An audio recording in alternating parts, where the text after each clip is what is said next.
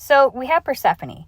Persephone plays a special role in my life. I feel like she kind of like was somebody that I was drawn to out of nowhere at a specific time in my life where I really needed to learn lessons of codependency and self-worth.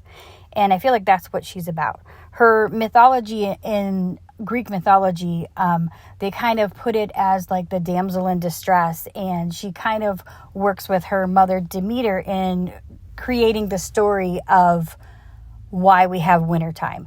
It represents spring being that fruitful young beginning, and then when Hades takes her to the underworld, she's tricked by Hades to swallow these 6 pomegranate seeds, which then keeps her down in the underworld for 6 months. And long story short, this is what represents the seasons, why everything dies and decays and it's cold. And it's supposed to represent Demeter, her mother's pain and suffering for not having her daughter. So then she just wipes out everything. But just like every other goddess story, there are older stories that talk about her as a triple goddess, and she originally was the queen of the underworld. She has the ability to be soft and gentle, but at the same time she takes no crap, right?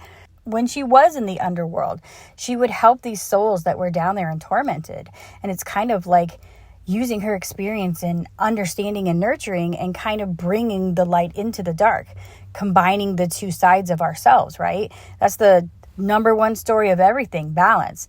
So for me, she really is like a coming of age story. She really talks about discovering yourself and having to let go of those things that bind us. Like, Demeter didn't want to let her go, but how could she really reach her potential if she was just, falling behind her mother, tending to the fields and doing what she was told, right?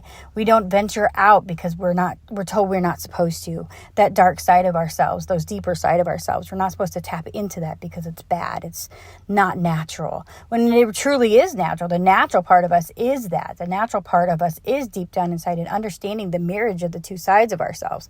And that again is kind of part of that too. She brings light to Hades and Hades brings dark to her. It's a marriage in masculine and feminine. It's also a marriage in light and dark. So for this reading, to get a little bit farther along, we also have potential, which is an excellent representation of the fact that, she had so much potential. And then creativity. So there's the things that we want to do in our life, the things we want to explore and expand and do, there's so much potential lying inside of us, but we, again, hinder ourselves. And why do we do that? Because that's what we're told we're supposed to do. A lot of times that's why I feel like a lot of us go into these bigger aspects of ourselves later in life. If we're not encouraged younger because of generational things or whatnot, then it doesn't come out until later in life. And that's when, we need to explore. And if you don't have those healthy things that you were supposed to go through and heal, then you end up doing things in kind of a tragic way, which ends up giving you those lessons kind of in the short form rather than learning them gently. With the Herbal Astrology oracles, we have Milk Thistle, which is number 23. It's Mars and the moon. So you have that passionate drive, but you also have that sensitivity and that intuitiveness. So it's kind of like a softening of that power.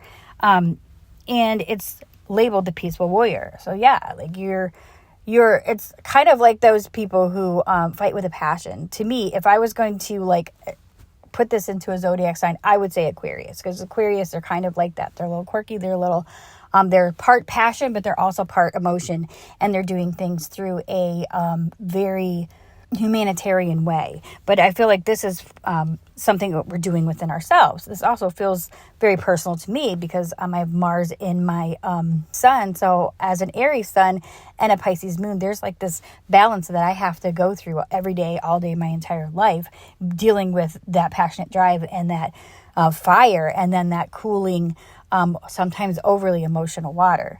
And then we have number 31, which is cannabis. And it's detachment. So detaching from those things that, can kind of be painful. Sometimes that's good. Sometimes it's bad. Just like with cannabis, sometimes it's really good. And I really feel like it's a good, powerful medicine for people. But at the same time, it can kind of detach you from what you really need to be doing.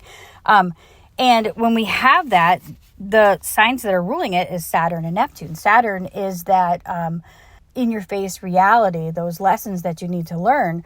But it's also a deep spiritual planet. So it's learning on a soul level. A lot of times when Saturn comes around and teaches us a lesson, it's deep, it's transformational. And then going through those lessons, we get this kind of Neptunian transcendence.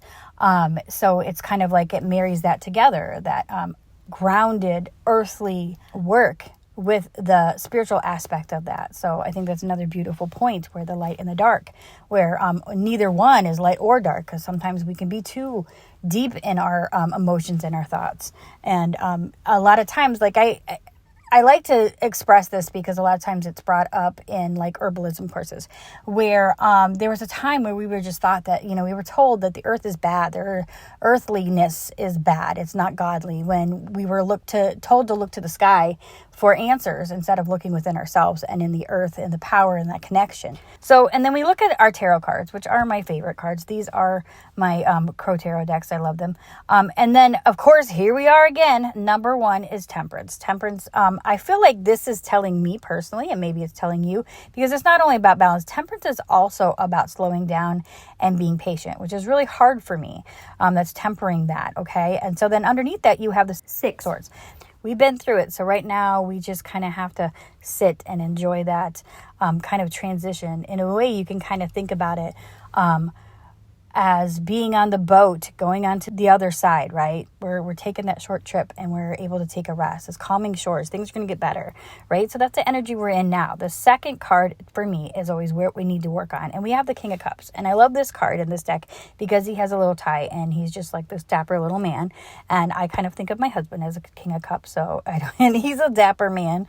But anyway, so I think we're being asked to kind of work on, because that's what my second card is working on something, is we're working on incorporating this energy of emotional maturity. We're at that point where we've been through it. So yeah, now we need to kind of really understand, the lessons that we learned. Everything's a lesson, and I say it in every reading, but it's so true. Why else would we go through all this? If it was just whatever, then it would be a cake, right? But the King of Cups to me is definitely somebody who is he's comfortable being in the depths, but he's also comfortable in the light. He's somebody who is able to help others in that way, whether by example, but he's also able to kind of block that over emotional stuff. That's where the Queen of Cups sometimes gets a little too watery, is sometimes she gives too much. So the King of Cups, he's already did that. He's past it. And so we have the Seven of Swords with that. And a lot of times people think of Seven of Swords as, super negative, and that is like being sneaky and whatever. Now, put it into context of whatever the reading is. I'm one of those that I don't do like third-party readings, just because I think it, again, puts people in a bad spot, and you make decisions based on somebody else's opinion. But the Seven of Swords here, to me, is, again, it's strategizing. It's taking those swords away from the fight, so then there isn't a fight to have, right? You're taking away those things that cause you to be over emotional, those things that cause you to be extra responsive. So, put this into an emotional thing, think ahead, like work on those things. Or if it's a situation where it's going to anger somebody that you love and it's not something that you really need to do, then don't do it, right? Think ahead. So it could be either way. It can be either like protecting yourself or protecting others, or just the situation. And so my third card is always what you have around you, whether that be skills or resources or energy. And we have the Five of Wands. Now, a lot of times Five of Wands, it's fighting, but it's like play fighting. So a lot of times it's like training. So I feel like we've been through this, and it's above the Two of Cups, which the Two of Cups is, what can you say about the Two of Cups? Two of Cups is definitely a relationship of some type. It's definitely a connection, whether it be with your self and your other self, whether it be with your masculine and feminine, or whether it be with another person, or your interaction with spirit, or your interaction with the people around you. This is something that, that's why we went through this. That's what the training is for. That's what these little not life-threatening things that we had to go through, because we're still living, right? So we went through that. Now we've grown from that, and it kind of helps us build better connections. And then my last card is always kind of like your what your your outcome is. And again, it's highlighting the Six of Swords. So definitely calmer shores. We're on the other side. And being that it's above the Five of Pentacles, I feel like it's definitely this aspect where, we're overcoming that feeling of lack, because really the feeling of lack kind of puts you in this type of immaturity. A lot of this is reminding me of my Chiron placement. So it's kind of funny because that's where I'm going to be doing a video about next. So if you want to learn a little bit about that, I'll be putting out a video hopefully tomorrow about that, maybe later tonight. But anyway, so I feel like that's where that's at. And again, that goes into the whole Persephone story. Her mom was just so upset, I lost my baby. I can't have my little partner with me anywhere. So I'm just devastated and I'm feeling so lack. So everybody's going to have lack, right? And then you think of Hades too. Like Hades, he wants to keep her all to himself. So he's going to be sneaky and tricky, according to that story, if you want to put it in that aspect. But again, this is also learning those lessons that, if you are able to be in control of your inner self and learning to love yourself and allow yourself to just be who you are, these places of lack can't control your life no more. Really, you know what I mean? We're done doing that. We're done letting lack control our lives. And we end with the Crystal Angel Oracle. First one is appetite. I'm probably saying it wrong, but it talks about progress, not perfection. And that's so true. And I feel like that's kind of what this is. It's like you make little mistakes along the way, but those mistakes really put you in the right direction, right? We're not perfect. And if we were perfect, we would be so freaking bored, it wouldn't even be funny. And then we have gold with divine intervention.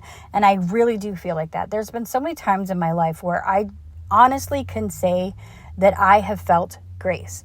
What grace is when you are to your wit's end, and I feel like whether it be your higher self, whether it be God or spirit or the universe, whatever that is that I can't pinpoint, and I don't want to, because I rather keep it this mystical, unknown love that you feel.